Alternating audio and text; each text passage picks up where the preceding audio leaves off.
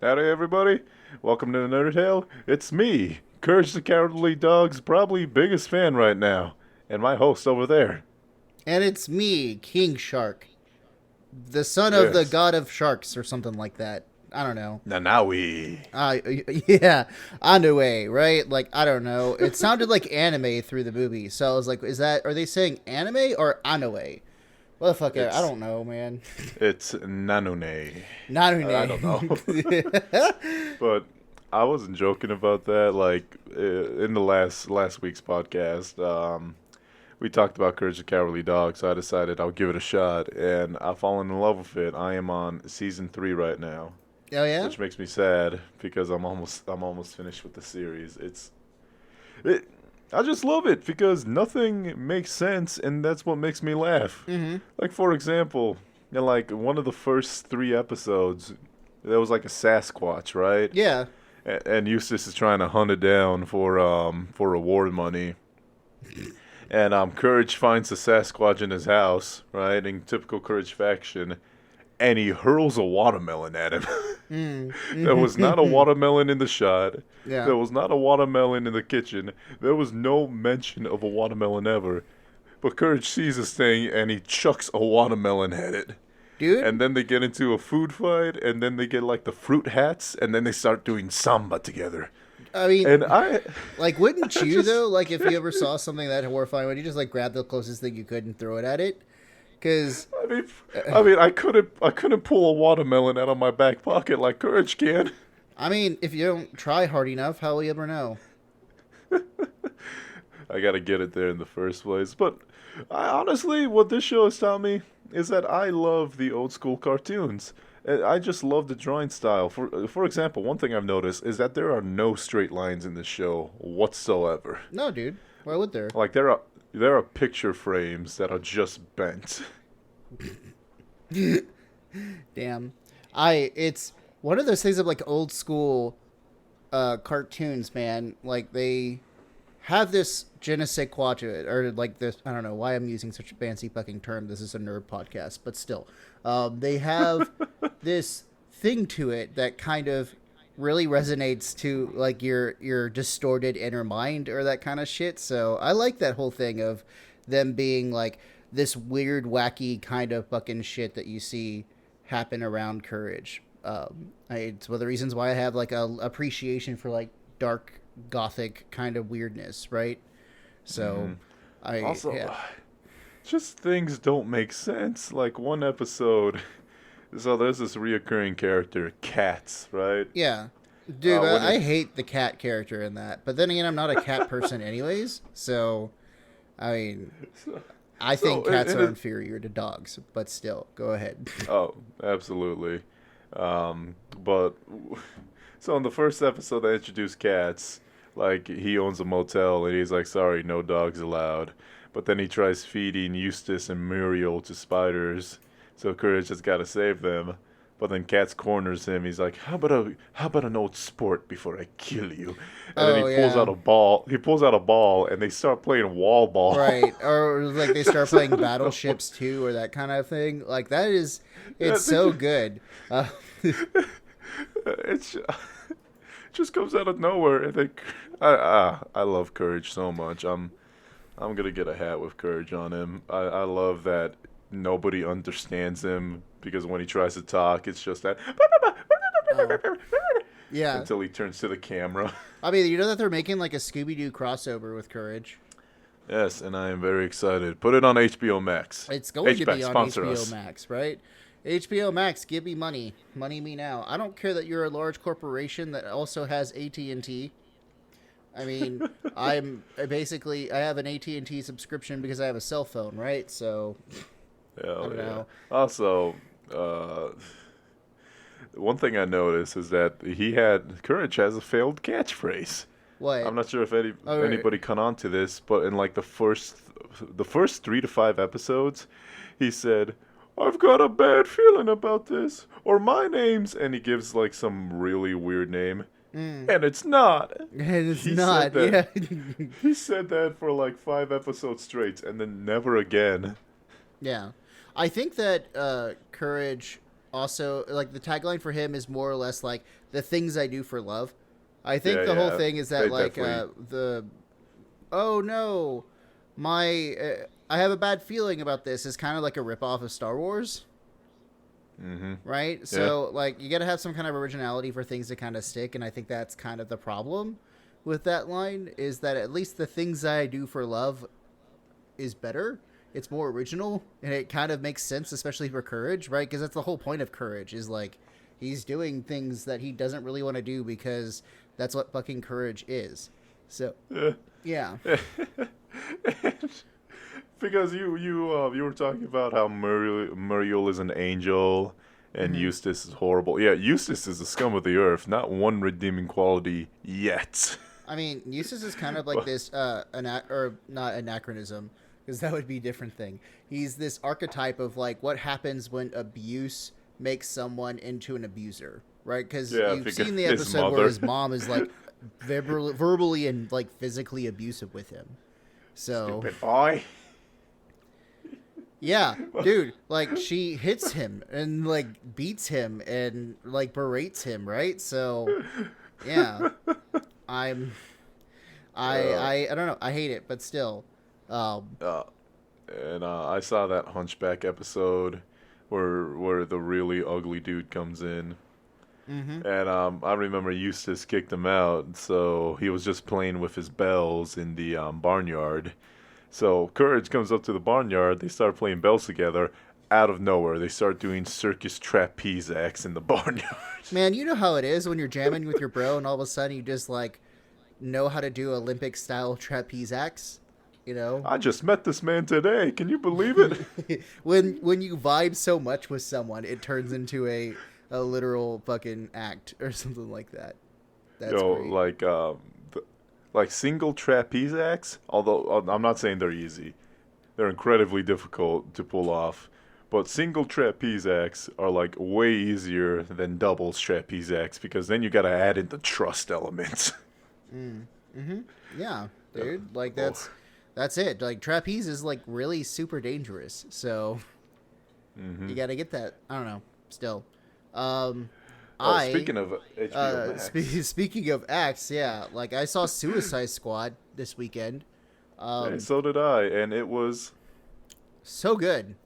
It was so much better than the yes. first one. Like who directed the first one? Because whoever directed the first one, don't give him movies ever again. You know what? I'm gonna look it up right now. Yeah. Suicide Squid. I accidentally typed in Squid.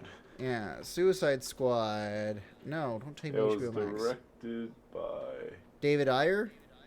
Who the Okay. hell is David Ayer? What did it make? What did he do? David Ayer actually also directed The Joker. Wait, the good Joker? Yeah, like, or Are you it's sure? it came up, or wait, no, it didn't come up. No, no, no. No, Okay, because he yeah, did it's Suicide Squad. He also did Training Day, which actually got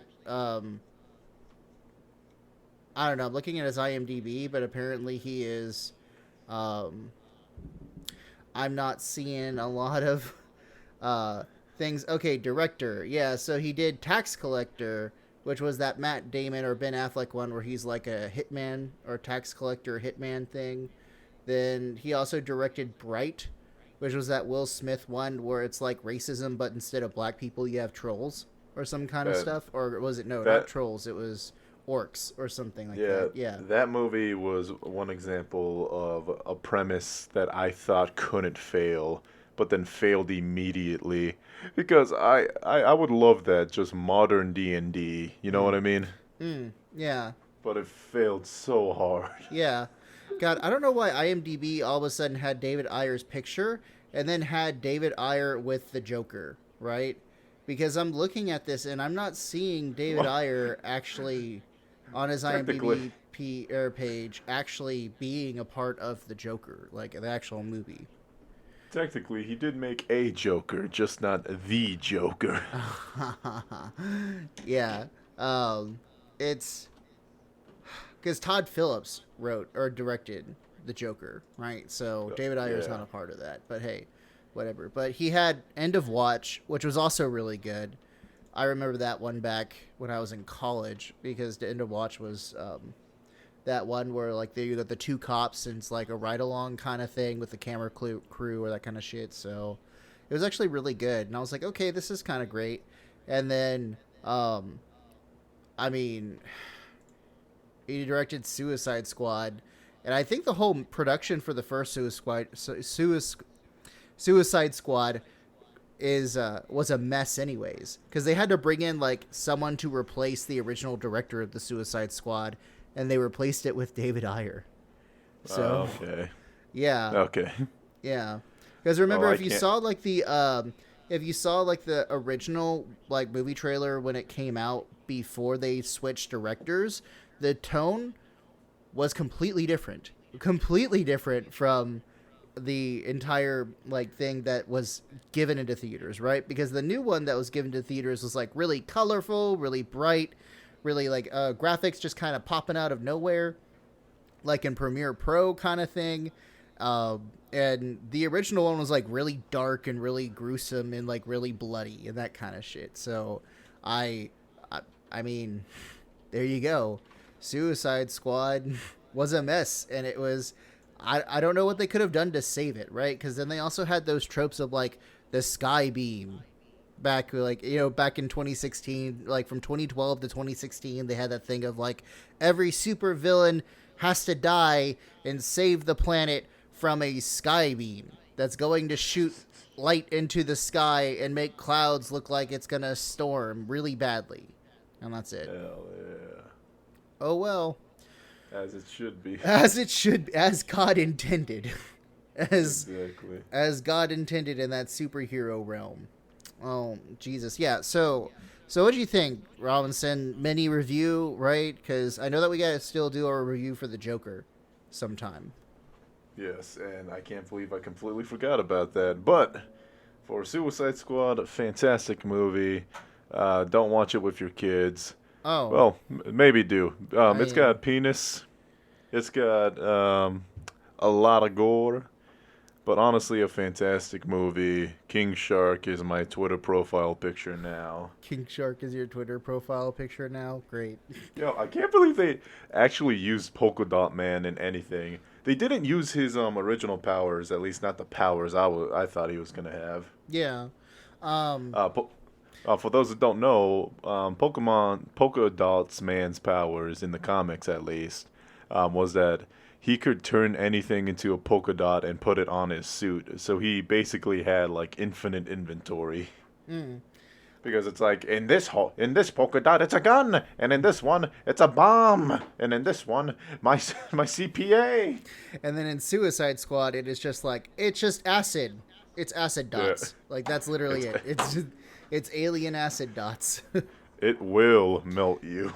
Can I tell you, man? Like there are some of the funniest parts that ever. Like I actually laughed out loud, in this movie. Like it's really rare because when I think of a movie as funny, if I'm not like around people for some reason, I don't laugh. But when something's hysterical, I actually do laugh. And this movie was one of those times I was just sitting in the room by myself with Cash, and it was like I actually laughed a couple of times, and I think it was the one with Polka Dot Man. Like all the jokes with Polka Dot Man stole the show for me. Like just the family jokes around him made Yeah. me die on the inside. I was cracking up so hard I had to rewound the video a couple of times. Right, I was like, I have to go back and watch this again. It's so great. It's so good. And Yeah. what the hell It is was, up with Rat Girl being a supervillain? What the fuck did she do to become like a max prison kind of person? Because I feel like if you take away her little, device, then she's kind of powerless, right? Well, in the movie, they explained it away by saying she robbed a bank. But in the comics, I'm pretty sure she had a colony of rats eat an orphanage or something. Dude, you know what? I mean, children are gross, and I can see how rats would think that that's appealing to do. Not my Okay, real take, but whatever. we don't want to spoil anything. I know. But before we get into the fun facts, I'm just gonna say my favorite quote of the movie. Did anybody check if the weasel could swim? Oh my god, right? That is great. Like That's my favorite quote from the movie, and I think it's vague enough that people should. It won't be a huge spoiler. Yeah. And it's in the first It's in the first 5 minutes. So. Great. Great. Well, Did anybody check? anyone see if it could? And you just see the analyst just kind of looking around like, I don't know, man. I don't fucking know. Fuck. No, right? Still. So, fun facts. My fun fact comes straight from the Olympics. So, these are the Belgian Olympians, so I'm not going to pronounce it correctly on purpose. Okay. I'm joking. I have nothing against Belgian people. But Marjorie Hughes, coach of gold medalist Nina Derweil. I'm sorry. But, coach of gold medalist Nina Derweil. In gymnastics, Nina Derweil is a gymnast. And another fun fact, this is the first gold medal that Belgium has ever won in gymnastics. Her coach, Marjorie Hughes, was seen in a photo holding up an Ocarina of Time Link amiibo while hugging her athlete, right? Mm-hmm. So people were like, whoa, what you doing with that? So she later on tweeted that the Ocarina of Time amiibo was given to her by her son, right? And she's been using it as a good luck charm ever since 2017. And she wanted to show it because she wanted to show that she's always thinking about her son, which is incredibly sweet for a mother. No, I mean it's sweet, right? It's great. Yeah. It's a good kind of feeling story. Only issue is she called him Zelda. Well, I mean, it's a mom, right? Like my mom still calls anything video game related a Nintendo, right? Mm-hmm. So it's like, can you stop playing Nintendo? I'm like, I'm not playing a Nintendo. I'm literally on a fucking computer. What are you talking about? Like, get off that Nintendo. You pause your doom. I'm sitting there with my mechanical keyboard and headphones and like my Google Logitech mouse. Like, yes, I am on a console, Mom, but one that's better. So, Jesus. Okay, ready for the anime fact then? Because that's interesting. I like that. It sounds like that Russian. There's like a Russian figure skater that does like performance to anime music, and she does like world competitions. She did one back in 2015 that had to do with was it Sailor Moon, and she dressed up like Sailor Moon, like Usagi, and just like did the entire opening to Sailor Moon. It was great. It was good to watch. But then there's also another girl who's in Olympic pistol shooting, and she has the Witcher medallion hanging from her belt. And, like, obviously the entire R Witcher subreddit is, like, simping for her real hard. I mean, she's kind of a badass, too, because she can fucking shoot a bullseye from, like, a 30-meter target. But, fuck, that's still. Two types of guys. We got the, God, I wish I was that gun.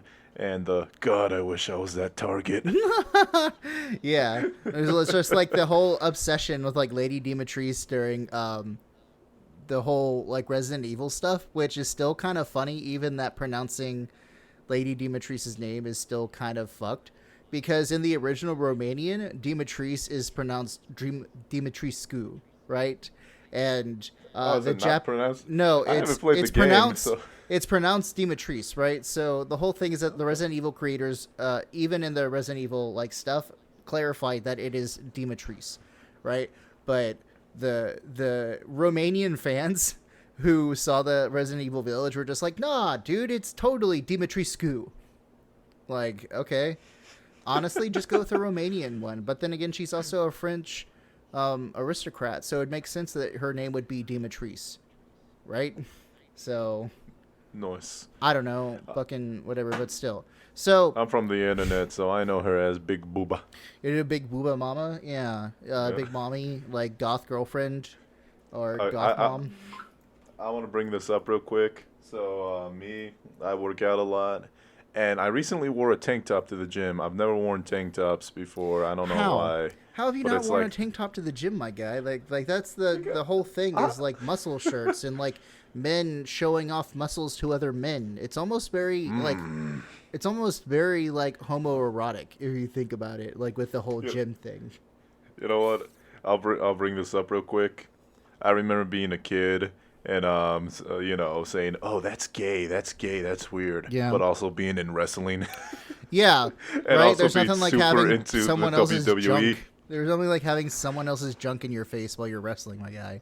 Exactly. But I'm looking for tank tops, right? And I want to get nerdy tank tops because I feel like there's nothing better than me wearing a pink Kirby tank top. You know, completely pink with just his face on the chest, Yeah, while deadlifting 300 pounds. yeah. And I came across this one shirt that I sent to Stanley. It's just a full like it's a bust of Lady Dimistru and it just says Mistress on it. Oh my god, I'm no joke going to buy that after the show. I want it. I want it. I want it so badly. But still, speaking of big hits like Big Bobby or Big Booba Mama, Big right? Bobby. So, did you know like you've seen the movie E.T. with Steven Spielberg? You know No. that you've never seen E.T. before? It's on my watch list, yeah. What Well, the here's fuck, Robinson? I have seen it, but I was like 7, so Okay, but you know of E.T., right? It's like yes, of course. so basically E.T. was like the highest earning film in Japan for 15 years, right? And Really? yeah, but the problem is that do you want to guess which movie beat E.T. at the Japanese box office? Let me get 3. Yeah, get 3. Super Mario Bros. Movie? No. Dude, what's why the that fuck one? would that get any money? Because Japan. I thought it was like a left. I feel like it's a left field movie choice. All Like right. I can't say Avengers Endgame. You know what I mean? No, yeah. Like, what was the movie that actually unseat E.T. at the box office? Yeah. So what's that one? Casino Royale? No. Dang it. All right. Avengers Endgame. Fuck it. No. It is Princess Mononoke. Princess Mononoke hit theaters in That- 1997 and knocked out E.T. for the first time in 15 years. So You know what? Yeah. I feel that wasn't out of left field. That was actually that's perfectly rational. I know you were sitting Yeah, here that was- naming like a bunch of Ameribu kind of films, and I was like, no, dude, go back to Wait, the no. basics. no wait, wasn't Casino? No, Battle Royale. That's what I was thinking of, not Casino Yeah, Royale. but Battle Royale was also heavily censored in Japan because of the whole violence aspect. Oh, never mind then. Yeah, dude. Like that's the whole point of why Battle Royale had such like a cult following in Japan, because Japan doesn't really like the whole let's just shoot people kind of thing. I know in America we're just kind of like, oh shit, someone's walking to my doorstep, I better shoot him, kind of thing. But still, Japan's like, no, dude, let's not do that. Still, Good. I love how in like modern comedy movies, well, even action movies, like unless it's like John Wick or something, when somebody shoots a gun, then they come with all the real life repercussions of shooting a gun. Like they can't hear anything for a good minute, their wrist hurts, they like clip their finger. They can't reload the gun. mm-hmm. I just love that so much. Right. Because as someone who has gone shooting, reloading a clip, no, not a clip, a magazine, is one of the worst things in life. It's time consuming, it's difficult. Nobody has that much thumb strength. Okay. Well, I mean, how would you know to operate a gun if you've never been taught, right? Mm-hmm. Still. Oh, when I first started shooting, I tried to shoot one-handed, and my mom nearly shot me for being stupid. Really? Why did you like shoot for one-handedness? Like that's the I guess it's like the whole I'm showing off by shooting one-handed kind of thing. Yeah, there's like no reason to ever shoot one-handed unless like you have a baby in the other hand. Robinson, what are you doing with a baby? What are you like? What are you doing with a baby and a gun? Protecting his right to bear arms. Sure.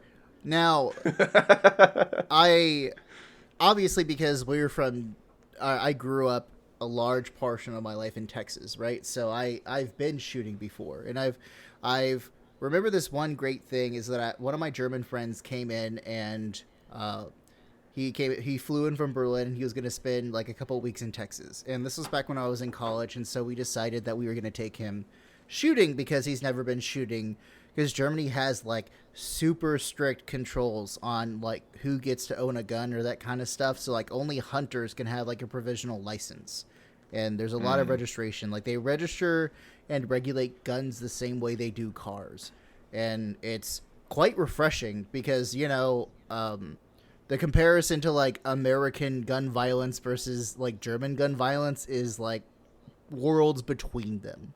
Because Americans, what was it? There was like in Chicago alone, there were like 300 police bullets shot in like a single month, and then in Germany it was like 12 the entire year. So, yeah, but still, talking about this is that we took him and he was really nervous, and so when he fired the gun, I recorded it because he wanted to send it to his mom, and he fired the pistol, his little 9mm Smith & Wesson, and then he looked back at me, and then he started grinning from ear to ear, and then like unloaded the clip to the point that like our guy was like, he came out of the box and was like, "Hey, no rapid fire." So I had like only, and I to be fair, I did tell him that, but still, he just had like the moment, right? And I know what you mean. Yeah, you can like guns, but still be an advocate for gun control. So I think it should happen, but whatever. So yeah, just like me. I love burgers, but I do admit we need to regulate those shits before I die at the age of 30. man, you know why the whole thing with obesity really kind of like kicked off is because a president had a heart attack. So the whole Wait, who? yeah, the whole thing happened with America becoming more obese, and a lot of nutritionists kind of place this as the responsibility of added sugar. So back in the 1950s, we had a president, right, and he had a heart attack. And I'm going to ask you, do you know which president this was? No. It's Eisenhower, right? So Eisenhower had a heart attack, and there was this debate about whether or not it was fat or sugar that caused the heart attack, and whether it leads to poor health. And it turned out that it was actually sugar, not fats, that added to someone's diminishing health. And they decided that they were going to publish the paper in a really big scientific journal, and then all of a sudden, the sugar people were like, "Oh my God, we can't have this come out. It will ruin our business elsewhere." So they like successfully spent millions and millions of dollars lobbying Congress and promoting false propaganda, and even starting like a almost pseudo government council that makes it sound like it's a part of the government, but it's really not, in order to like trick people into thinking, "Oh, well, why would they lie to us?" And it turns out, like, the food pyramid too. Like the food pyramid, if you look at the food pyramid, you see fats on the top of the food pyramid, which means you need to have less of those, right? Which is completely false. It's sugar. Sugar is actually lower on the food pyramid, but still. Anyways, so Speaking of food pyramid, I remember when bread was the base of the food pyramid, and now people say if you eat bread, you will die. Well, it's because like you have added sugar, right? So the whole deal is that they successfully won the whole case to like get rid of fats from foods. And so there was like the low fat chips, low fat everything. But the problem is that if you have low fats and stuff, it makes it taste bad. So what did they decide to do? Add sugar. So they added a fuck ton of sugar to do it. And it just so happened around the 1950s, soda manufacturers and sugar manufacturers started to see a broad appeal from, rather than like growing sugar cane, to growing high fructose corn syrup, because it was easier to make and easier to process. And so like the weird thing is that it would be bad, but not as bad if it were sugar cane. But then they went further and added synthesized corn syrup, which is the worst. It is the worst for you. And I dare you to go find something at a gas station that doesn't have corn syrup as a part of like their ingredients, because even beef jerky has corn syrup to it. I can't wait for next week. We're both like, "Welcome to Nerd Herald. This episode sponsored by the American Sugarcane League." Yeah, fuck those people. I would be like, I'm donating all of my money from them to the American Diabetes Society. Woo! Get fucked, American sugar. Fuck you. So, yeah. I don't know. The worst part is The worst part is like this American sugar ain't as good because like, have you ever had a Mexican Coca-Cola? And I One say that hundred because percent, dude. I We say used to that go like because I scuba diving in Cozumel, so oh, we that would be like our treat. it's it's so much tastier and honestly just as unhealthy, but it tastes so much better. Yeah, you get more of it surprisingly because it's like a half liter, right? Because it's in the Yeah. half liter bottles. Mm. But I mean, if you And drain if 12 ounces of that versus 12 ounces of like a can of regular Coca Cola with corn syrup, yeah, I'm sure that there would be healthier people that were just drinking actual sugar instead of processed corn syrup. yeah, So, because it's the artificiality of things that make it worse. yeah, Because like for example, cheeseburgers in theory shouldn't be as unhealthy as they are. I'm not gonna say healthy, but if you get good beef, if you get good veggies, and you get good bread, it's a perfectly healthy snack. yeah. You go to McDonald's. You go to McDonald's, it's just like, they, did you know that McDonald's beef is not actually beef? It's technically beef bro, jerky. bro, they might as well just hook you up to the pink slime machine from the Teletubbies. I'm not joking. Like, even if it was beef, it would be Class D beef from South Africa. So, like, what the fuck, y'all? Like, you're not, like, even going to buy American? Shame on you, McDonald's. What happened to being America's restaurant, you globalist hucksters? So, Ronald Donald. Ronald So, Donald, yeah. So before we cut off every sponsorship opportunity we can, let's go on break to let the to let it cool off, and we get back, possibly more rants against the American food industry. I don't know, dude. You knew this was going to happen when you asked me to be on this podcast. Is that I was gonna be a fucking crazy banshee screaming from the night, like the death to certain ills of America. Like, I don't know. Still, I'm gonna stop talking. All right, let's go. Let's go to our sponsor, who is nothing. Thank you, nothing. McDonald's. All right. Welcome back, everybody. Now, after getting into a fist fight with Ronald McDonald, the King, and Jack in the Box, even though I love that man, we come back to give you the stories that y'all are so desperate for. And someone's desperate for something. I don't know. If you're desperate for us, I'm so sorry that you are. I'm desperate for a burger. I'm actually really hungry. But Oh my god. Yeah. speaking of beef, Pokemon Snap is coming out with a free content update. Oh shit! It was the first. Was the actual new game of Pokemon Snap good? Because I remember playing it like when I was 9 or 10 or something. I can't remember when the first one came out, but it was around like that time, right? So. So I God. had this I think it was a Boys and Girls Club, and they had a 64, and all they had was Pokemon Snap. Oh, the memories of doing that because I just love. Quick thing about Pokemon Snap, I loved it because it was the original rumor game. You know, it's like, hey, if you throw an apple at that Magikarp, it'll fall in the lava and turn into a Gyarados, and you can take a picture. It's like, no way! Oh my gosh! Oh. Wow. Yeah. Okay. So, Pokemon Snap came out in 1999. I was 9 years old. I was Actually, I was zero. 8. Yeah, I, because it was March 12th, right? So it was still a couple months before my birthday. But I remember that summer playing Pokemon Snap to the point where we played it when we went to Florida to go to my brother's like wedding, and we all kind of like huggled. It was like me and my cousins, and we were all playing Pokemon Snap and taking turns playing Pokemon Snap and that kind of stuff. Oh. So, yeah, that, it was a long time ago. It was 20 years ago? So that game is about 22? yeah, that game is about Yeah. 7 years older than I am. I mean 7 Damn, months, 7 months, Bronson. 7 months. 7 months, yeah. You you didn't even exist yet, my guy. Nope, not yet. So Not yet. Yeah. that's when the world was a better place. That was before the economic collapse. Okay, so Pokemon Snap's coming up with a new update. So what are they three- going to be adding to this one? 3 new areas and 20 additional Pokemon that couldn't be found before. Oh, are they going to do like the Niantic thing that they did with Pokemon Sword and Shield, which I have also very strong opinions about, but yeah. It's possible, like maybe they just keep adding Pokemon, but in terms of new Pokemon Snap, I hate that Nintendo keeps trying to call stuff new, but it's worth it because it's a full game beforehand, and this is just free stuff, which Nintendo will either do that super correctly or they won't in terms of Pokemon Sword and Shield. Moving I on. mean, it just still like they do it better than EA, right? Oh, Because EA will have absolutely. it be like, hey, you want to find out how this game ends? We'll charge you some money to get it, and A on top of the $70. new So patch update comes with balancing tweaks, $1.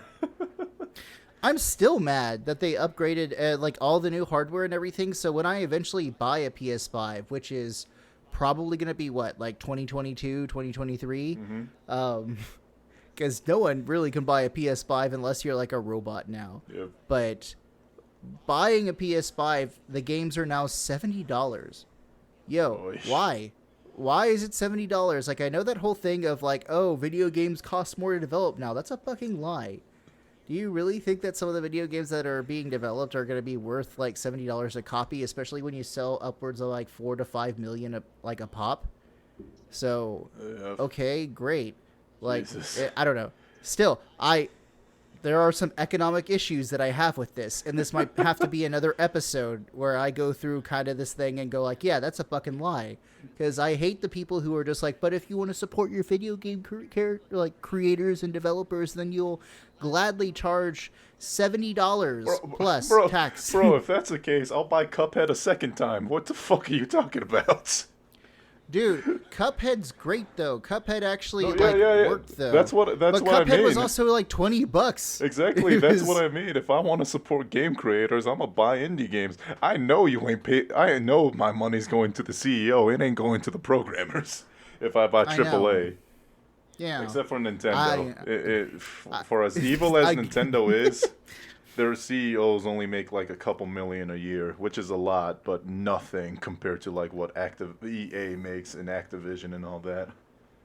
Yeah, I don't know. I'm someone who just thinks we should stop glorifying video game corporations and stop glorifying the CEOs. The CEOs literally do nothing but profit off the labor of the people that actually develop. Mm-hmm. So, But sorry, in every I was a little Marxist there. Let's go. Go ahead. In every episode, you get one target. Last episode, it was the Bible. This episode, it was fast food. You used up your target. So I only get one target. Okay, fucking fine. And we're gonna make this kind of like leashing me in on this shit. Okay, good. So, So, more news story. This might. Oh wait, what were you saying? it was like more news story. So you know the Pokemon Snap.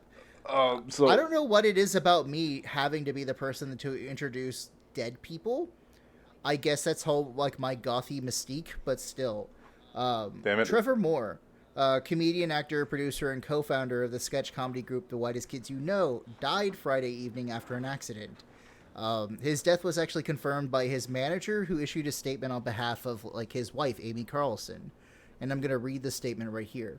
We are devastated by the loss of my husband, best friend, and the father of our son. He was known as the writer, comedian to millions, and yet to us he was simply the center of our whole world. We don't know how we'll go on without him, but we're thankful for the memories we do have that will stay with us forever.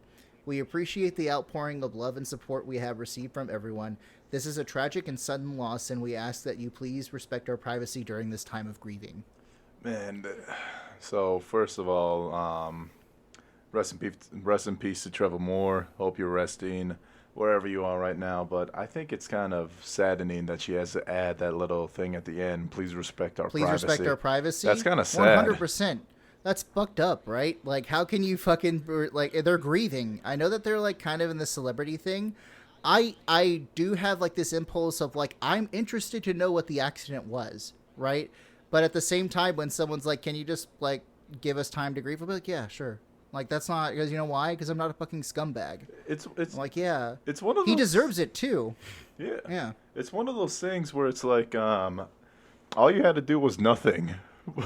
But you decided to do something and made the problem worse. All you have to do is leave these people alone so they can deal with their grief however they do it, because everybody deals with it differently, right? Yeah. So all you have to do is nothing.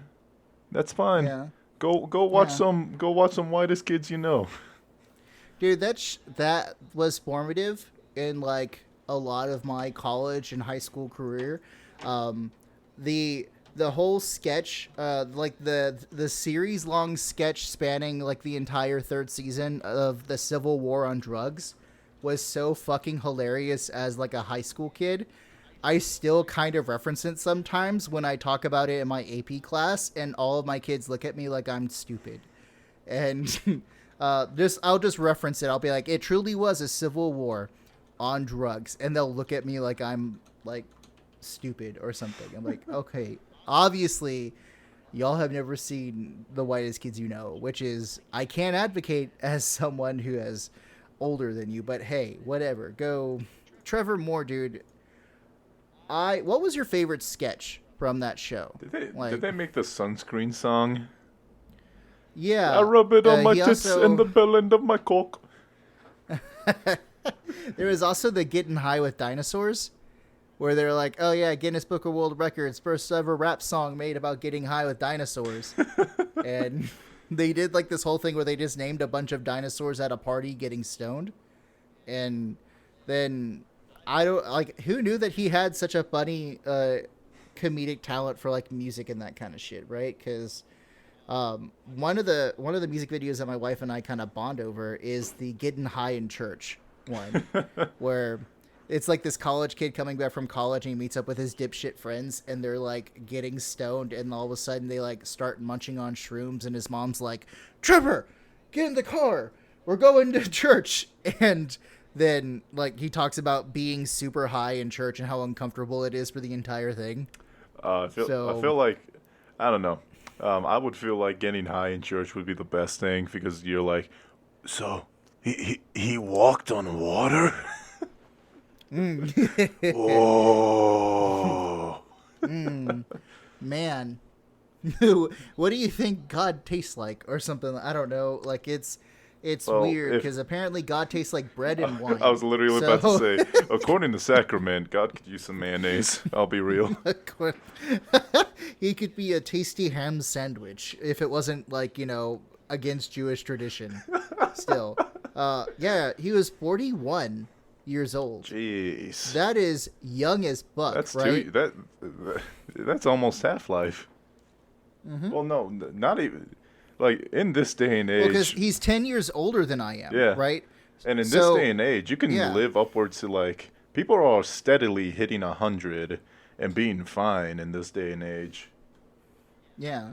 Well, I mean, like, the thing that's probably going to kill me is that I actually quit smoking January of this year. And we're all very proud of you.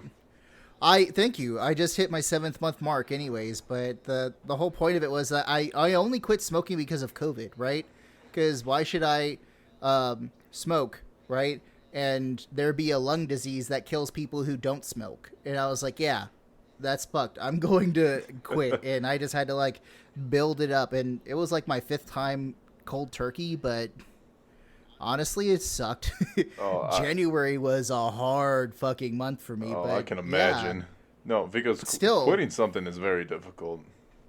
Yeah, but still, like the whole thing with Trevor Moore, he's 41 years old. I'm 31. So I'm sitting here like, shit, he's only 10 years older than I am. And he was probably infinitely healthier than I am. I don't know him personally, but like, yeah. I just started like getting on the path to like losing weight and like eating better and quit smoking, and I treated my body like garbage for a various amount of reasons, and now he dies. And it just shows you that the people who take care of themselves are just, death is so capricious. It's so random. It doesn't care. It doesn't fucking care. And it can just happen at any moment. So rip Trevor Moore. You can drown in your sleep, which is honestly one of the most horrifying things I've ever heard of. Or, like, what is it? That whole thing of, like, black holes have the capability of developing anywhere in the universe at any time. Yeah. Like, there was just that right on theory top of of us. that kind of thing. Yeah, just right on top of it. Because if you've ever seen Philip DeFranco, he talks about one of the things that used to keep him up at night was the fact that, like, black holes could develop at any moment, at any time, and what if one developed at the foot of his bed and just swallowed him and that kind of thing. And I was like, well, you wouldn't have to worry too long because you'd be dead, like, being that close. Mm-hmm. It's like my life philosophy. This is, like, legit. I joke a lot, but I legit do this to stay happy. If it's wrong, but I can do something about it, don't worry. I'll do something about it. If it's wrong and I can't do anything about it, then why worry? I can't do anything about it. Might as well just take it. Yeah, how nihilist of you. You know, Our, it's funny how nihilistic I am, even though like I try to go for nah, be happy. have you actually tried to read the some of the nihilist writers? I've tried. I'm not smart enough. Like most of it goes over Don't. my head, and then I Okay. have to like YouTube it to like figure out what they were talking about and have somebody smarter explain it to me. But Oh yeah, because because I have read Nietzsche, and I've actually read the other ones, and I was, I've really kind of had like a fanboy obsession, like a fanboy summer over Soren Kierkegaard, who's like the Christian nihilist, and it's really weird that it's someone who's like, yeah, I'm a Christian and I'm proud of it, but I'm also don't believe there's nothing in the world that really matters, you know and what? I'm yeah, gonna look him up because I'm the same way. Because like I am very nihilistic, but I'm also very. But be a good person. Come on. Just because nothing matters doesn't give you an excuse to be a dick. I mean, but yeah, don't be an asshole. technically, Like that's technically the it does. deal. Technically it does. But how would you like it if someone was a dick to you? Come on. I don't. Yeah, but still. Um, Ooh, favorite like comedy, actual comedy sketch like outside of song or long form was the murder the president sketch where if anyone who's watching or the ABC people, the like FBI whatever, just understand that I'm referencing a whitest kids you know sketch that was actually referenced in a Supreme Court case. In So, Minecraft. no, it was actually referenced in a Supreme Court case. There was this guy Really? who was making there was a guy who was making this post about how he wanted to kill his wife, but saying that was illegal, and that him saying that it was illegal was not illegal. So just exactly like it. It's called like L and East versus the United States, and it was decided in June 1st of 2015. And essentially they said like that whole thing that they used about against him of him saying that he wanted to kill his wife in parody with the whitest kids you know was not actionable by the police. So they let his charges drop, even though the dude actually did fucking kill his wife. So, um, yeah. My favorite thing there is just sitting there watching, like, they had to show the Supreme Court justices the whitest kids you know sketch about, you know, the whole I want to murder the president of the United States, super illegal. And I could just see, like, Sotomayor and, like, Ruth Bader Ginsburg and, like, her, like, necklace thing that she used to wear. Which, rest in peace, man, Ruth Ginsburg. You badass, but still. Why don't we move on from a different story so I'm not depressed that, like, 10 years from now I can potentially start dying. Well, So, good news for you because I got news for you. I know oh, okay. your favorite video game of all time, Mario Golf, is receiving a free update. Great. New What are they modes. going to add? Oh, new modes. Okay. Ranked What's the match. new mode? Ranked match Yes. is a new mode. Ranked golf So, match. Okay, Now sure. you can build up your MMR in Mario Golf and complain that you were put in the wrong placement. New character, Dude, Toadette. honestly, I'm going to be honest with you. I haven't played Mario Golf in a week. So, No, I started having to go back to work again, right? Because like I have to go sit through those like meetings and all that kind of stuff, so I can't play Mario Golf anymore, and I can't do much of anything anymore. Damn So it. I was surprised that I even got to see like Suicide Squad, but still, hey. um, Well, when you do get free time, you can play as Toadette now. And you can play as her on the new course, New Donk City, which honestly, no shit, they're actually adding that in. yeah, which makes me want to buy the game. Anything related to Mario Odyssey, I need and I want. And the best part, because we've talked about how much you love these, improved motion controls. God damn it! I fucking hate motion controls. Woo! Why is it like Robinson trying to trigger me today? Is that the theme for today? Is Robinson trying to trigger me and get me to go on rants about how I hate things? Actually, here's a funny thing. A fan of the show, actually, somebody who isn't related to me or Stanley, so an actual fan of the show. We have a fan? What the fuck, dude? I know, right? When did we have a fan? Like a week ago. She's probably gone now, though. But Great. she remarked how the Wii was revolutionary, and you should check yourself.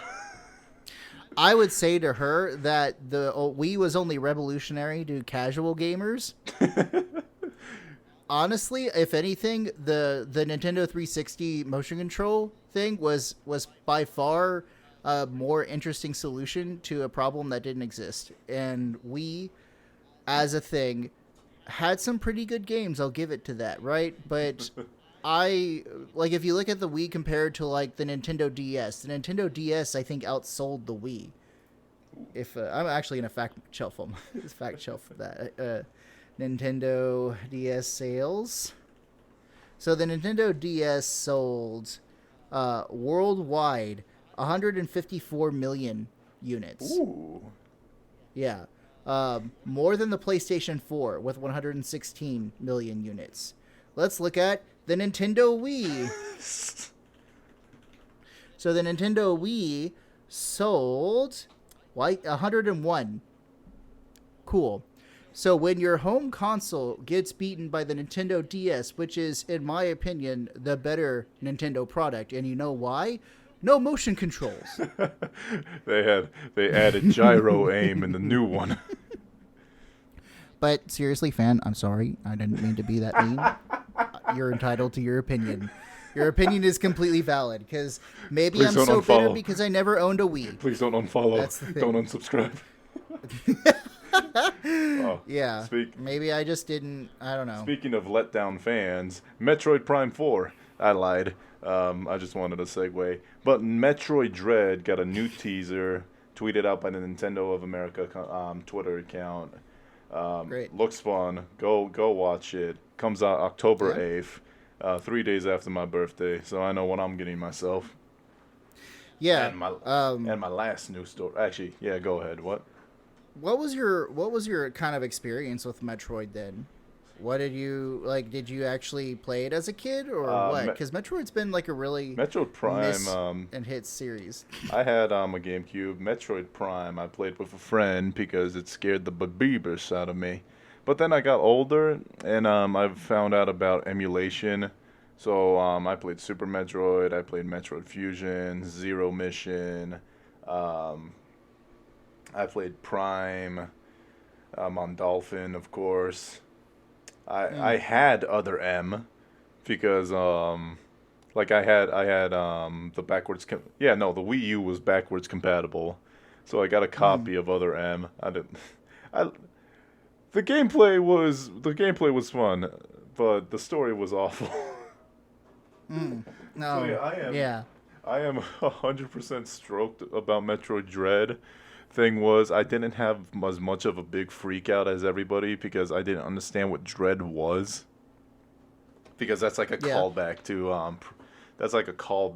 to Prime, because like there was a lot of news and rumors surrounding Dread, but I am super stoked for this game because I love it when Nintendo properties try to take a more serious tone, and this looks like it can be one of those. And I also, my favorite genre is the platformer, so. Right. Bro, I can't believe they skipped Metroid 4 going straight to 5. Woo! I mean, yeah, I don't know what's up with Metroid 4.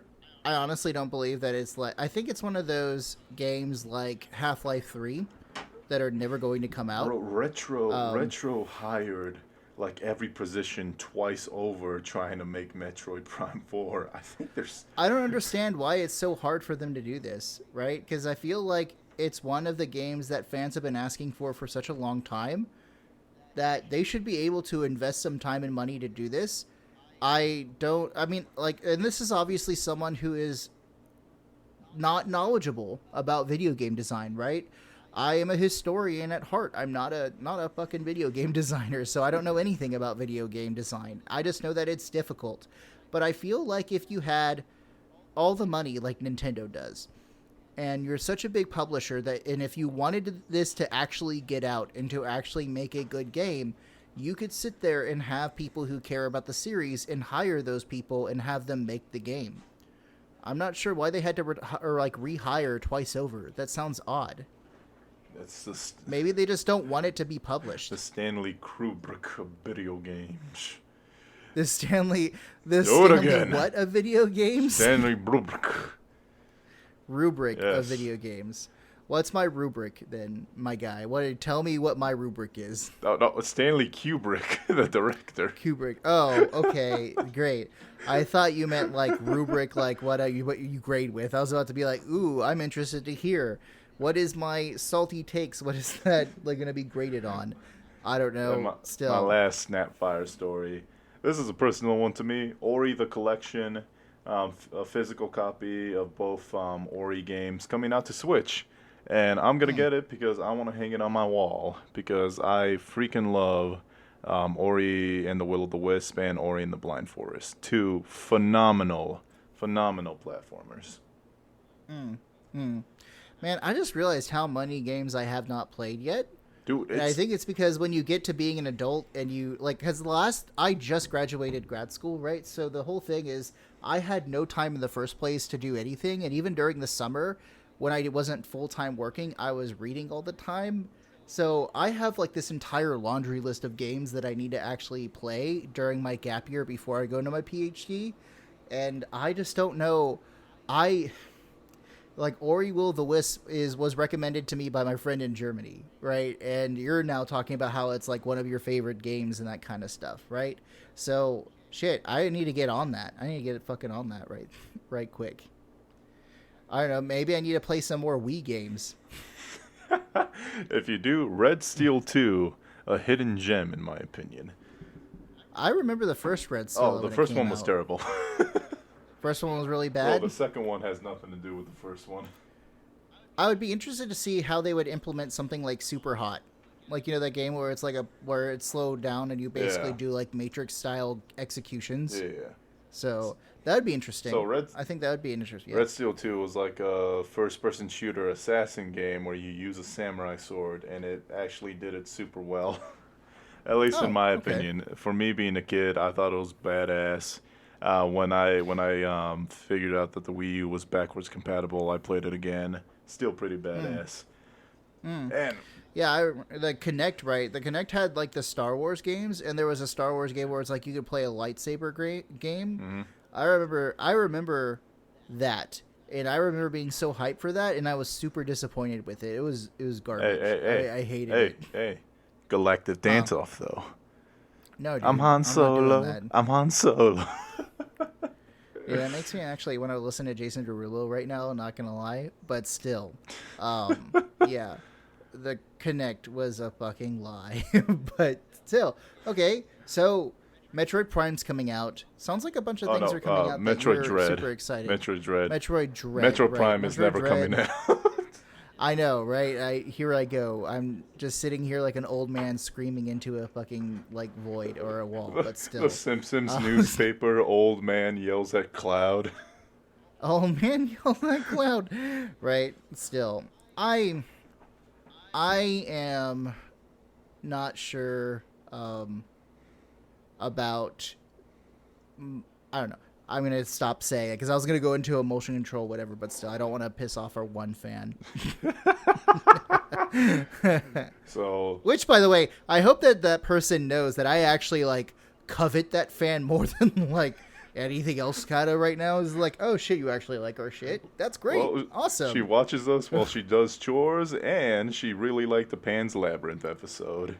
So thank you then to I guess her. we need to do more movie shit. So, where did you get this message, anyways? Do we have a Twitter? Facebook, and we do have a Twiller with 3 followers. We do. If you wanna give us questions or settle arguments or whatever, then please tweet them at us. Give me money. We promise that we won't exploit you for cash like some kind of capitalist. Give me money. So, Money me now. Yeah. Money me needing a lot now. okay. Yeah. So Another news story, and this one is actually like, oh no, Nintendo controversy. Mario was caught saying but Niantic has recently come on the fire because they rolled back a lot of their pandemic features. Now, when the pandemic came out, obviously you couldn't play Pokemon Go as you used to, right? Yeah. So they added a bunch of features that allow you to play Pokemon Go safely from your house, or even from your car. For example, they had like these tokens where you can do raid battles from a distance. They increased the range on Pokemon Go Pokestops, right? So instead Hmm. of like being 10 feet under the Pokestop, you can be like 80 feet away from it. A Yeah. lot of stuff that honestly just improved the quality of the game. And now they've rolled it back because they're like, pandemic's over. They rolled it back, Oh. and people got very upset. And I completely agree because as a Pokemon Go player, um, Utah, Utah's been very great. You know, people wearing masks, all that. So the pandemic didn't hit us as hard. Little fun side note: according to comedian Josh Wolf, there was no pandemic in Nashville because Nashville hot chicken beats the virus. Oh. But Well, um, sure. but We'll go with I that. remember playing with the Pokemon Go pandemic version, I'm gonna call it, and being Yeah. really happy that like it was just a better quality of life experience. And Hmm. when they started Okay. rolling things back, it sucked. But Niantic officially responded to us. Oh shit! What did they say? All right, so I'm gonna try reading this Well, verbatim. not to us, right? Obviously, They to responded the to me. world because they don't give a shit about They us. sent this to me. They said, "Hello, Robinson Brown, you piece of shit." So I'm gonna read this as verbatim as I can, so nobody can get angry at us. A response to our Pokemon Go community. Now, this was posted on the official Niantic blog, run by Niantic themselves.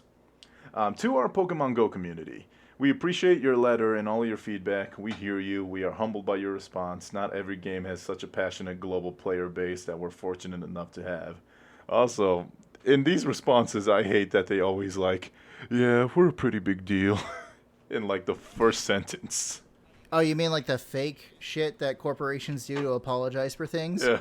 We're well aware that people on both sides have arguments. Dude, get the fuck out of here with that shit. But still, carry on. I want to hear Niantic's response. So, Like everyone else in the more. world, our team has been working very hard to adapt to the global health environment. The recent exploration bonuses changes we made in the US and New Zealand are designed to restore some of the foundational elements players enjoyed prior to 2020 and reward players once again for moving and exploring. Encouraging people to explore, exercise, and safely play together in person remains Niantic's mission. The health and well Okay. being of players is our top priority, which is why we have implemented the new exploration bonuses in select geographies where it is deemed safe to be outdoors. Okay. Research has shown that taking walks outside is safe and confers several health benefits. Furthermore, encouraging outdoor exploration is in keeping with Niantic's mission. That said, we will continue to monitor health and safety guidance related to outdoors activities and will make future changes if necessary. We Okay. have heard your feedback and change in particular, and this is where they address the big boys. All right. That of the Pokestop and gym interaction distance. We reverted the interaction distance from 80 meters back to the original 40 meters starting in the US and New Zealand because we want people to connect in real places in the real world and to visit places that are worth exploring. However, we have Okay. heard your input loud and clear, and so to address the concerns you have raised, we are taking the following actions. We are assembling an internal cross functional team to develop proposals designed to preserve the mission of inspiring people to explore the world together, while also addressing specific concerns that have been raised regarding interaction distance. We will share the findings of this task force by the next in game season change, September 1st, as part of this process. We will also be reaching out to community leaders in the coming days to join us in this dialogue. Our goal is to build fun and engaging experiences that will remain true to our mission, and we thank you for challenging with us with thoughtful and constructive feedback. Okay. So, what are they actually doing then? It Nothing. sounds like they're just doing yeah, it just sounds like they're doing nothing. They're just like, hey, we're gonna form this committee that's going to be like, hey, yeah, go do it, man. Like, just keep going. Who cares? That this sounds like nothing. That just sounds like essentially they're saying, we've heard your criticism, but fuck you. I just that's the that's the deal. It's like politely saying to people, "Hey, we understand that COVID-19, that the Delta variant and eventually the Lambda variant are going to ruin American society and cripple and drop kids like flies. But you know what? Fuck you. Like that's what it sounded like to me in like a really nice way. Fuck you, walk an And extra if I 40 could meters. give, yeah, but still, like the whole thing about their response was essentially our mission was to get people to go outside and walk. I agree with him. I think that walks, there's not really that much of a danger of if you're going on hikes or if you're going on walks, if you're as long as you're not with like around people, that's a safe thing to do and that's fine. But their little statement seemed a little trite to me about how, oh, we're going to slow or going to measure back the distance again because we want people to actually interact with each other. That's why this is happening, is people interacting in ways that are unsafe. So, man, I don't know. Like, that's difficult because I understand that their whole company is that they're trying to want to get people to actually get outside and walk more. But I think that I'm not sure what's up with Niantic, because didn't they have that controversy like a couple of weeks ago where Niantic was essentially like doing loot boxes, like but with the eggs, the Poke eggs? Yep. And you can Yeah. you can lower how much you need to walk by buying this booster pack. Oh shit, that sounds like they're not someone who really cares about walking Woo! or getting outside and exercising. It sounds like they're just a corporation. Okay, sorry. Don't need to have my Marxist yellings so close on this, but still. Hungry Santa's coming out. Hungry Santa's coming out, yeah. Yeah. But I don't know, dude, like, I just don't feel like they were, it just felt like a non-apology, right? It sounded like the typical corpo speak. Oh, absolutely. Did you get anything out of that? No, just that they brought up, hey, listen, we've heard what you've been saying, especially about this thing, but no. Yeah? I don't, it seemed like, oh, we're going to form a committee and then we're going to reach out to community leaders. Like, what does that even mean, reaching out to community leaders? Do corporations actually think, like, people are stupid enough to believe that corporations are actually going to, like, reach out to Joe Blow, who runs the Boys and Girls Club, you know, in small town Texas? I thought it would be like the Niantic Facebook hitting up Pokemon Go Dallas or something like that. Like, yo, Okay. tell your fans Yeah. to shut the fuck up. Yeah, I just don't. That pisses me. This is pissing me off a little bit more than it should. All right, But I think I should have expected that from these rich dickheads. Well, so Here's something that will bring the joy back to your face. okay. What would you say is one of your favorite video games? Probably Dark Souls. Exactly. They're adding motion controls. No, I'm lying. I would be so. Actually, I would be interested. Like, they're adding Dark Souls to the Wii.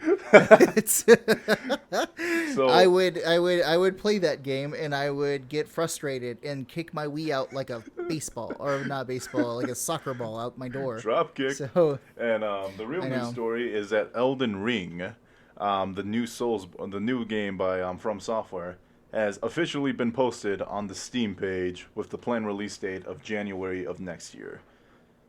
oh, Yeah. okay. So about more or less half a year coming out.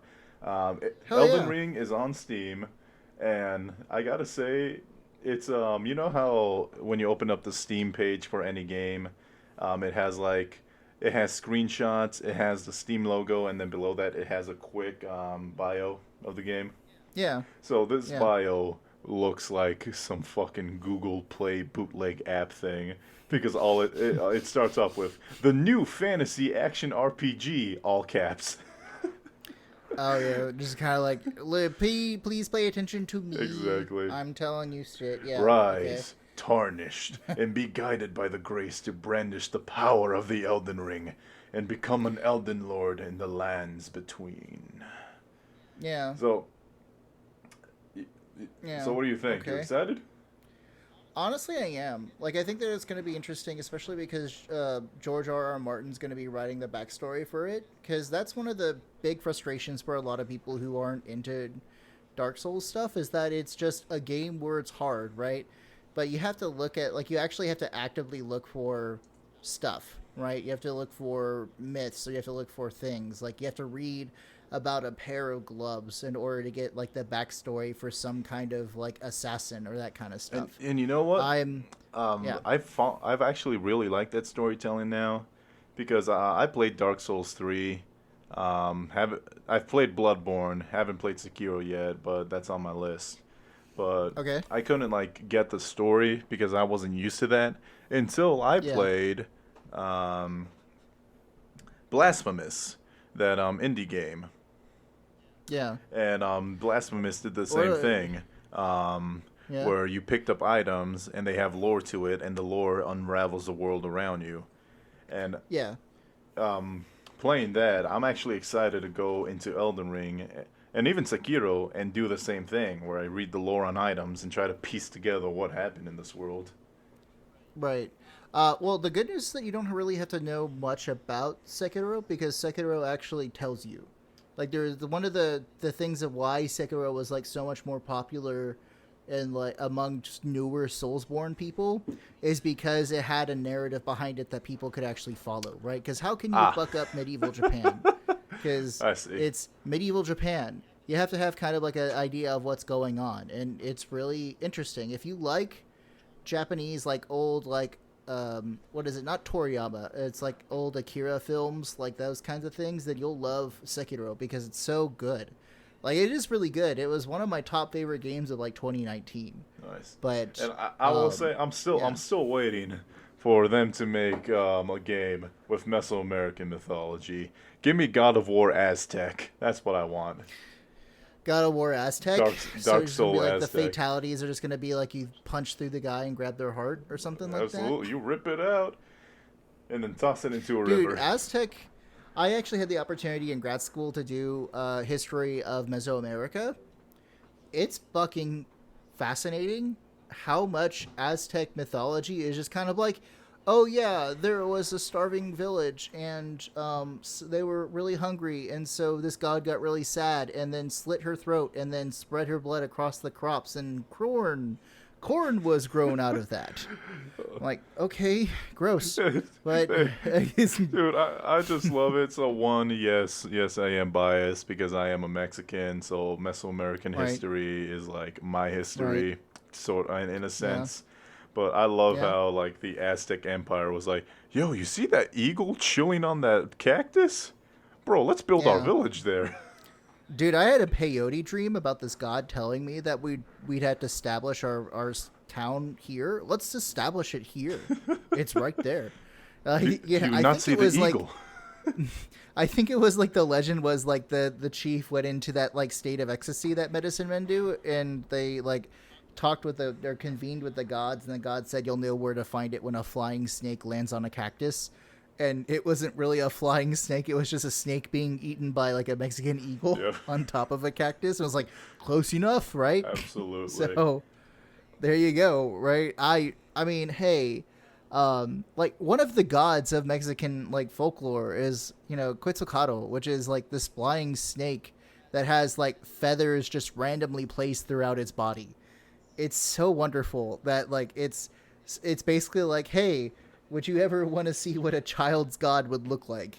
And just because it basically looks like to me a dragon, right? From my Western perspective, from my quote European Irishish kind of perspective, it looks like just basically a Mexican version of a dragon. Yeah, But yeah, and you might be talking about Kulkulkan as well. Maybe it's the same name for different gods, or maybe they're different gods, and I need to brush up. But Kulkulkan, as I well, understand, the yeah, wind serpent is basically a Chinese dragon with the face of a man,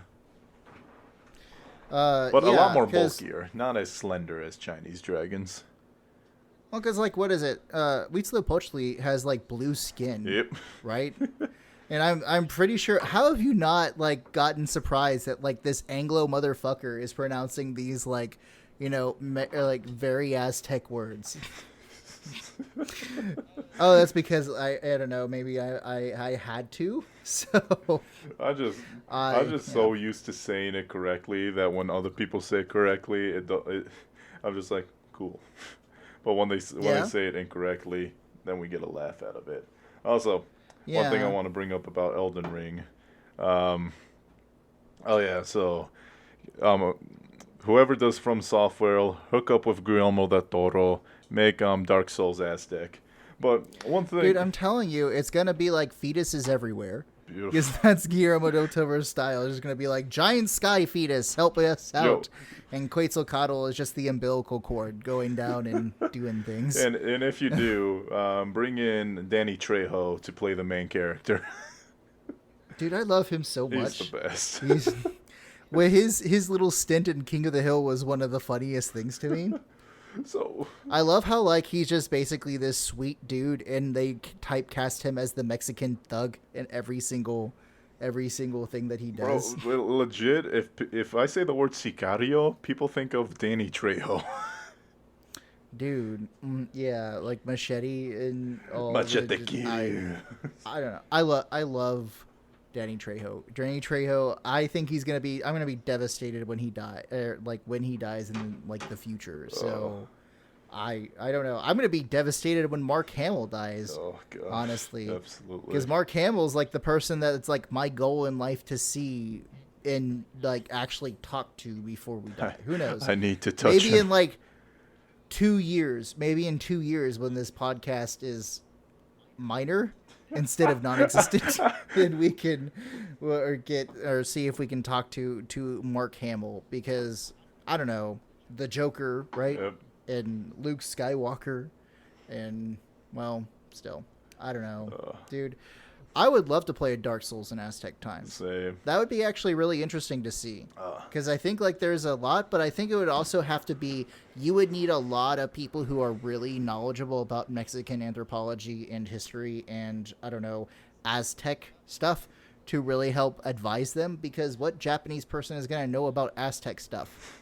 That's a good point. Maybe because like, you know what, that brings up an interesting point, because like there are a bunch of, at least as I know it, historians that choose to specialize in something, and Yeah, you're talking to one of the exactly. I sp- And I yeah. feel like it would be very easy to find like an American historian who's like, "Oh yeah, I'm like my thing is Japanese mythology." Do you think there's a Japanese historian out there who's like his thing is Mesoamerican history and mythology? Dude, I don't know. Like, there are stranger things that have happened, and honestly, like the whole subject of history, it's kind of open to anyone, right?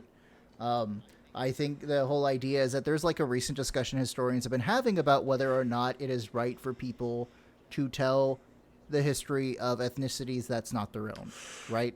So one of the biggest books about slavery, which was called The Peculiar Institution, really great book. Go read it. Awesome. The author for The Peculiar Institution was white, right? And the problem with that is there were people who were saying that Dr. Stamp didn't have the right to write about it because he was white, that it was not his story to tell. You And see, it's one of those of okay, I can kind of see how that would be kind of a thing, because if you look at it, what is it about a white historian talking about black history when so many white historians before have purposefully misaligned black history? And there's a lot of cultural things to it, but a Japanese person, like, I don't know how could they misalign, as long as they follow the protocols of like what a historian should do, then fuck it, yeah, go 100%, right? I don't know. I think anybody should be able to talk about history, because it's not anyone's story to tell, because it all happened in the past. It's done and it's over with.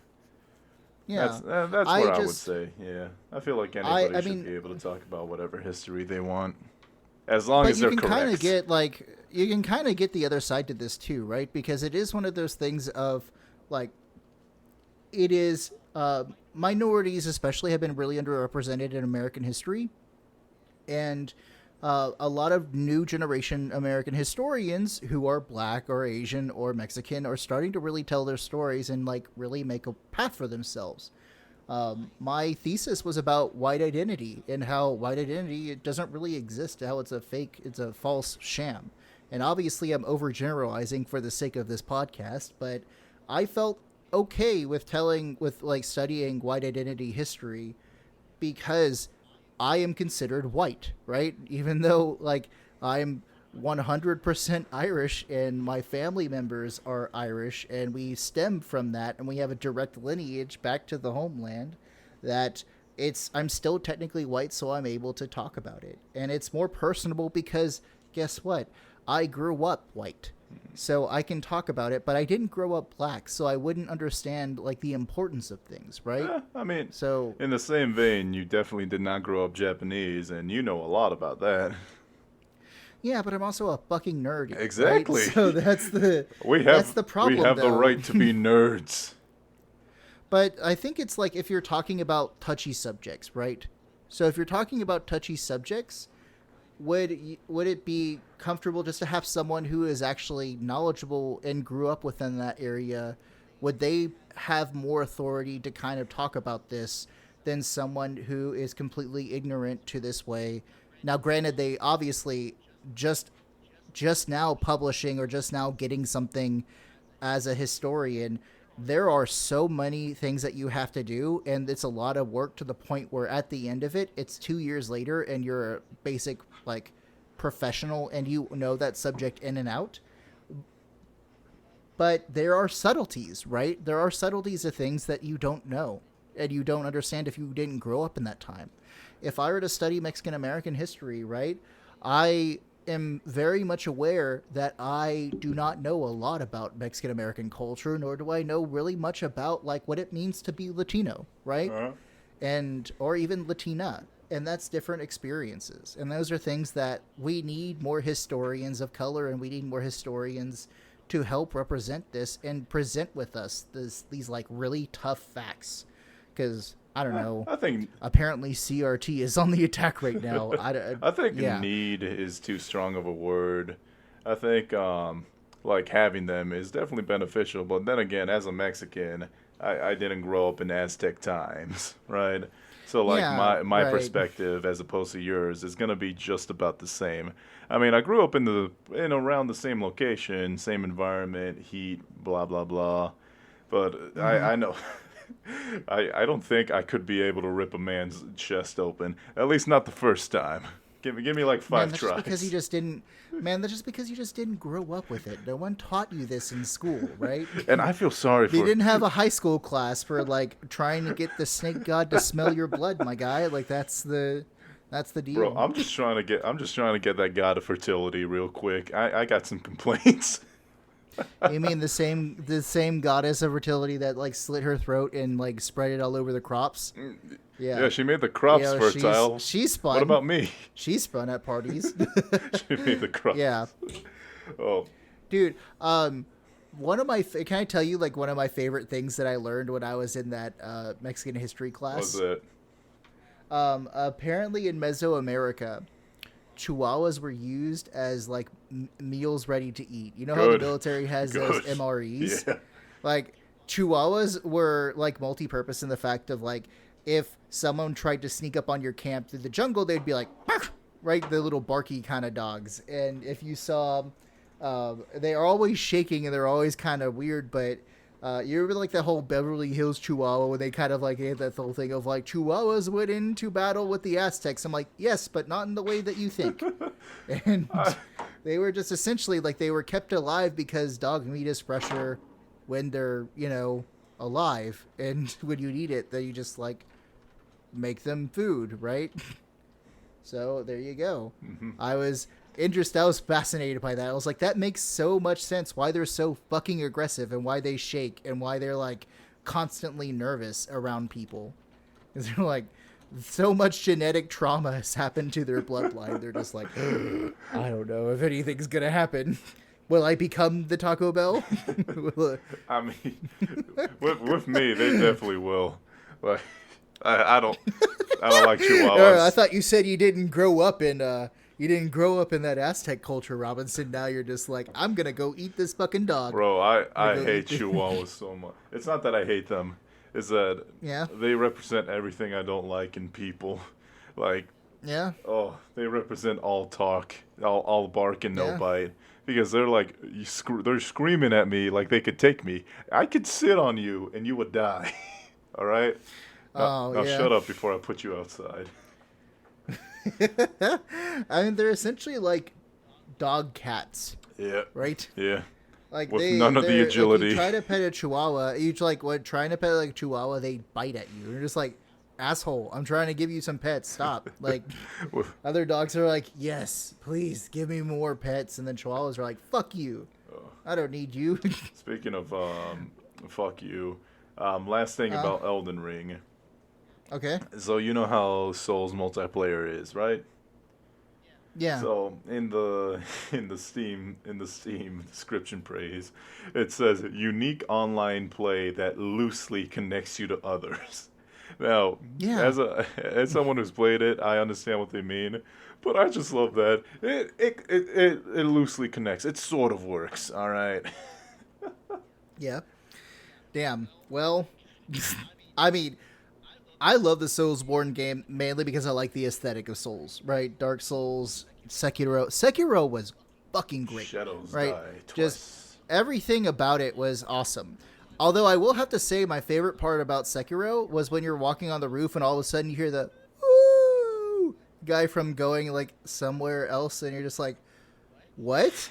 And this like guy just skydive bombs out through it. Like if you've ever seen the video game Donkey where he's playing Sekiro, there's one.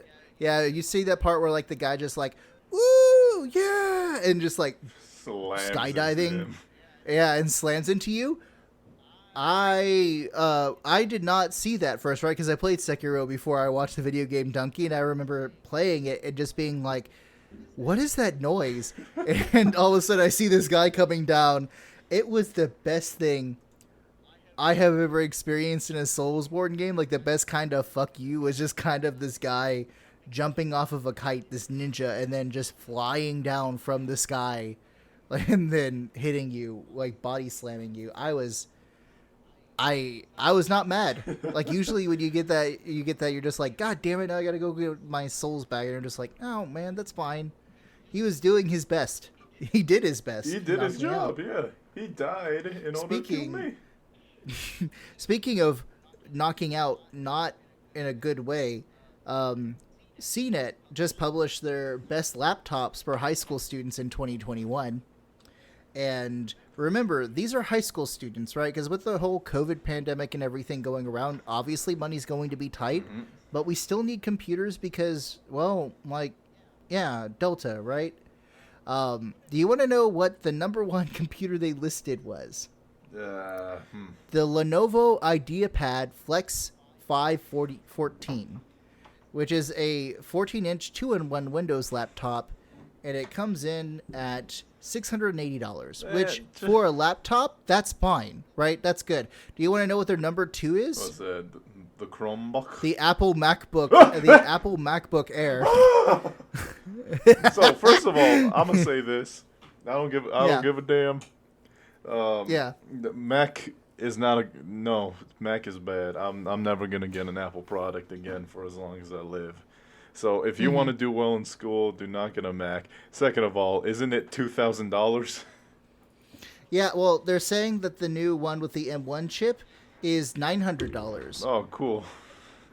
But still, like, you can get an AMD Ryzen 5 like 5000 series processor from the Lenovo IdeaPad, and it's so much cheaper than the MacBook. On top of the that, MacBook is just like, I think they only have like 128 gigabytes of actual internal storage, which is fucking horseshit, right? Because that's not a lot of storage in a tiny ass MacBook. Mm-hmm. So on top of that, to be completely honest, if you're going to school, here, this is legit advice from me. If you're going to school, get yourself one of those tablets that functions out as a laptop, right? Because that's if you got a little bit more budget, right? Because it's perfect, fits in your backpack. You can pull it out whenever you need it. It's gonna run everything you need, and on top of that, it's got some utility for if you want to watch a show or something. Because you aren't gonna have a TV anymore. Like kiss your TV goodbye. If you're getting a school laptop, you're going to college, kiss that TV goodbye. If you're incredibly poor, like someone like me, get a Chromebook.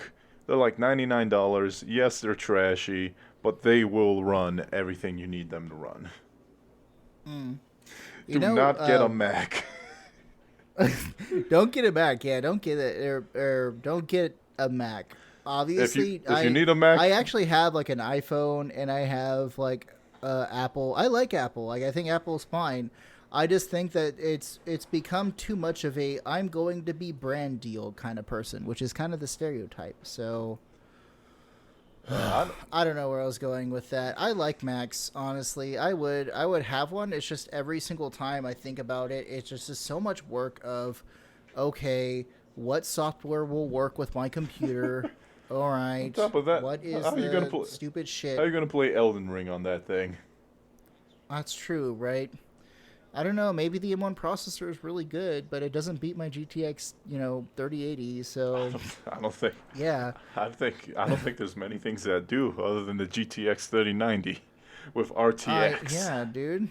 I know, right? I was so lucky to get that, but then again, I went ahead and this is what I did. So I bought a pre-built and I just went ahead and upgraded all the parts, right? So I bought the pre-built because it would give me my 3080, which was the really big thing. And then I just upgraded the fans to the Noctua fans, which are really silent but do like amazing work for Noctua's fans. Nice. And then kept everything else and then just upgraded the CPU to like a Ryzen. And, Bro, yeah, something it was great. something I don't get about PC gaming. It's like when I'm building this computer, I want the most silent thing ever. They have brands that tout about how quiet their pieces are, right? The quietest fan, Yeah. the quietest Yeah. tower. Meanwhile, when it comes to keyboard, I want my neighbors to hear it when I press the space bar. Yeah, because I was going to talk about the other CNET one, which was like, hey, here's the best keyboard for under $100. And then I was like, I feel personally attacked. Fuck you, CNET. Background, Stanley takes pride in building custom keyboards. Yeah, dude, because I love them. Like, it's one of those, like, few hobbies that, like, it's about kind of this idea of you see a part you like, you get it, join the group buy, and then you're going to have to wait. So then you're thinking about it and you're pondering about it and you're like, what switches should I get? And so you start testing out all these switches, then you see new switches coming out, and then it's like, oh, look at these keycaps. They're not coming out for around the same time when the other thing will come out. Then you buy that. It's just a journey. It's so good. And I'm excited about making you one. So, there you go. I did see these Pokemon keycaps. I'm going to show you after we end. Ooh. Now I get to touch. Yeah. I get to touch all the animals. Yeah, no, dude. Like, it's just here. I'll actually send it to your Discord, but I think that you're going to because it fits the color coordination of what you wanted. It kind of does, but I mean, hey, they look great. Yeah, actually, I am looking at that. That's actually, I love that color. Well, it's that blue. Yeah. It's that blue and teal that you were talking about. And now that, I just realized something. Huh. We can, every time we talk about an image, we can just post it on the Twitter because we have followers there. That's true. So that is true. y'all get ready. And followers, The send us your nerdy opinions. We'll discuss them. yes, and we'll tell you how wrong you are. Or maybe we'll tell you how right you are. I don't know. I can't mean- wait for the first tweet on the Nerd Hell podcast Twitter to be the Mistress Tank Top. The Mistress Tank Top. Dude, fucking send it now. Do it now. Like, I want to see Mommy Milkers on that We'll thing. do it live. Lady Demetrice. Lady Demetrice is my queen, dude. We'll do it live. Fuck it. Yeah, dude, I don't know. I honestly think that Resident Evil Village is probably my game of the year. Ooh, well, Nothing else has impressed me this year Dread, as much as Village. Metro Dread hasn't come out yet, and I'm assuming Mario Golf takes a steady second place. As far as like games that came out actually this year, probably. Because think about it, like what has actually come out this year? I know. We talk about Video Game Donkey a lot because we both love him, and like honestly, one of the like only game like journalists / opinionists that I like listen to. But I love that he just like game of the year. Here's a game from 2003. Yeah.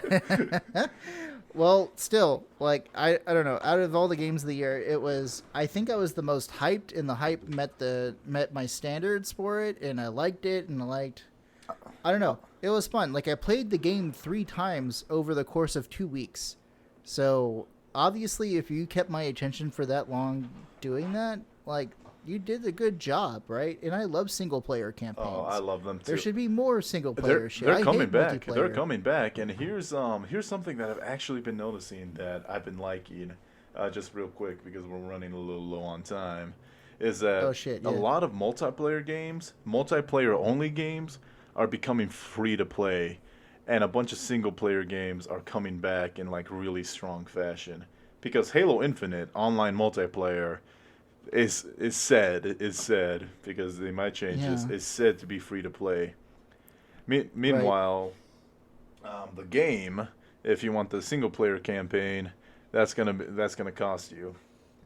Now, I honestly, to be honest, I'm not sure about the system yet because on one hand, if you just want to play the multiplayer game with very little substance in terms of single player content, that's fine. It's free. You can pay for your cosmetics and all that, right? Because I never cared about the pay for cosmetics because it's cosmetics, right? Right. But if you want the single player experience, that's going to be a paid thing. Honestly, yeah, I could see that happening. Now, what's gonna be the real game changer is that all games are free from now on, and they all have a very shitty multiplayer aspect with horrible customization. Man, I'm not gonna talk right now because I'm just gonna go on this rant about how capitalism ruins video games. I'm to tell you right now, like, think about how awesome video games were, but now you have to buy shit. Like, on top of the game that you just did. In a previous episode, we literally talked about FIFA loot box black market farmers. Dude, loot boxes fucking awful. Like, I hate loot boxes. Like, one of the things about Overwatch 2 is that I hated loot boxes also because it was like, you can either get a loot box for this, and normal golden skins were $1,000, but then the special event ones are like, they're 3,000 coins. And I'm like, damn it. And I can't earn that much in that amount of time unless I, like, grind for it. So, like, it's like, I know what they're doing. They're trying to squeeze as much money out of people, and I think it really just plays to that whole addiction when it comes to gambling. Like, I'm gonna stop. Stop. Okay. I've used up my target. Yeah, I used up my one thing, right? I need to go buy that Lady Dimitrescu tank top, so I'm gonna go do that. Yeah, I need to go. I need to go eat burgers. I'm gonna go fucking use your HBO Max. Oh yeah, I was like, I haven't watched Dexter's Laboratory. Oh. Yeah, well, what is it? I also watched Birds of Prey this morning, which I hadn't seen. It's fucking great. Wait, the Harley Quinn movie? Did DC movies start getting better, or was I just I'm gonna whatever. have to stop you there, partner. I thought that movie was terrible. You thought Birds of Prey was terrible? Why do you think it was terrible? Are you talking about the movie or the Harley Quinn animated show?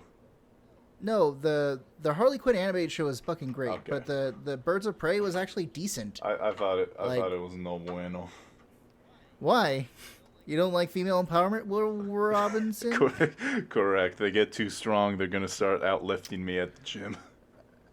Dude, then just lift better, get good. And in terms of old Dark Souls get good, scrub. Absolutely. Like, that's the...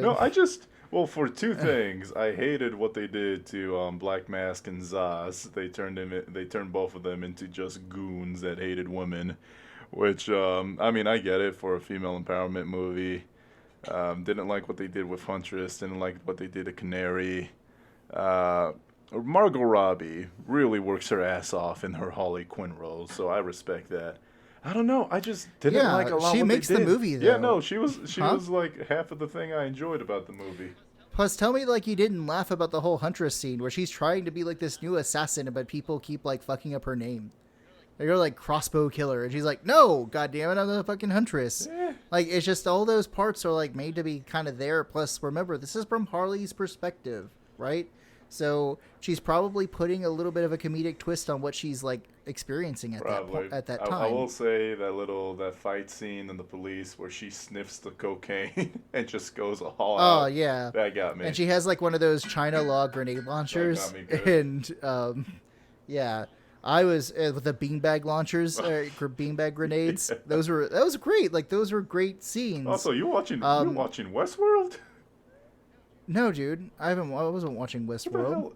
Who the hell is watching Westworld? No, dude. Like, but Westworld is actually good. Have you actually seen No, I Westworld? haven't. That's why I'm asking.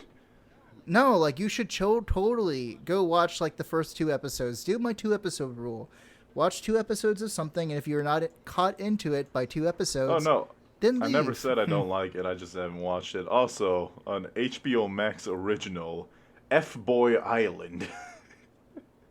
Fuckboy Island? What is this so, like? so I saw. Yeah. So I saw it, and I had to figure out what the hell it was. So basically, three gorgeous women. I'm gonna say gorgeous in parentheses. Yes, all women are beautiful. Not all women are beautiful to me, but three gorgeous women come to an island with 24 guys, 12 nice guys, and 12 fuck boys. Oh, okay. So are they doing like a social experiment of like Oh who no, will actually get the girls and the guy with the girl? Or it is what? The Bachelor, but I just love that that's the premise because Oh, it's a fuck no boys. no Okay, matter yeah. what the outcome is, there's always we're gonna get a bunch of fucking nice guys like complaining about how they always want bad boys, and I Dude, can't wait for I that. feel like that's like an incel kind of like net or something. Yeah, I Like can't wait. it's like a gateway to inceldom. I can't wait. I can't wait to see what this show does. I'm not gonna watch it because I hate dating Oh, reality 100%. shows. I love garbage TV. Garbage TV is like one of those things of like if I want to feel better about myself, then I watch this garbage. That's TV. literally why I watch TLC. I just can't watch it alone because then I get angry. Oh shit. Then you can just get angry. Yeah. We should like live stream like a TLC, like a My Strange Addiction, Oh. or we should like live stream the Harley animated like stuff. Or I don't know, whatever. We're gonna get DMCA'd into outer space. I don't know, dude. I don't fucking know. I wish there was like a way that we could do like live stream parties or that kind of shit. You know what? Because I tried to do it. I tried to do it by watching Weathering with You, which, by the way, great fucking movie. Like, did good movie, but I was trying to watch it with one of my friends, and like I tried on Discord, and Discord was like, "We can't do that." Blah blah blah. So credit to Alpharad, the YouTuber. Alpharad, start making videos again. Um, Yeah. But in a Mario Odyssey episode, he said like, wouldn't it be cool if like Netflix did a deal with Twitch so we can watch Netflix together? Like when you log into Twitch, you also log in with your Netflix. So if I stream Netflix, if you logged into Netflix, we can all watch it together. Like that's not a terrible idea. What if we do a reaction to Invincible? Because it's Twitch, right? And then it's Amazon. We're owned by the same corporation, right? So we can do the thumbnails where it's we try to unhinge our jaws like snakes. Or you can do like the what Sniper Wolf does, which is like the red background, and then she puts her finger on her lip like she's like some bimbo, which is funny because she's not, but it's that picture, right? Where she just like has her mouth open like and she's got her finger on her lips like she's like, oh my god, that's so big, but then like you see her talk and you're just like, oh, you bait a bunch of 14-year-olds into watching your videos. Yeah, we got debated. And hey, respect game, right? Respect game. Why do you think she's got like over millions of subscribers to her account?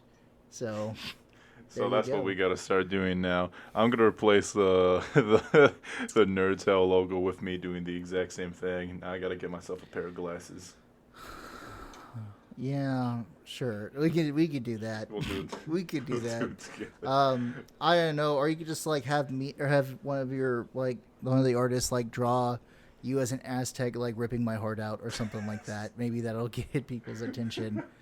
Or us getting banned from YouTube. The season finale to Nerds Hell canonical. The season finale of Nerd Hell. Stanley gets sacrificed to Quetzalcoatl. So and Robinson's plea to the fertility goddess were not heard. He is still impotent. turn Stanley's blood into corn, and then potatoes pop out. God damn it! Wrong plant. My elote cart will fail. But now you can make potato tortillas or whatever. Ooh. I don't know. Like not even like Latka's laws are different, but still. So, okay, well, we might as well go. Thank you for everybody for being here. This is basically the ramblings of two people off their meds, but Dude, if someone has made it this far, which is probably their one friend who's actually doing, like, probably scrubbing the counter right now, I just gotta say, you're fucking great. Mm-hmm. One person fucking actually does that? Dude, I'm gonna need to see a screenshot of evidence of this, Robinson. Where'd you find that? I got messaged on Facebook. Oh, you got a message on Facebook? That's fucking dope. I still need a screenshot. Proof. All right, I'll Pixar send it. didn't happen. I'll send it. Dope. Thank you, everybody. Okay. And in this episode, a very personal go to hell to Eustace Baggs. Scum. Oh, not a nice person.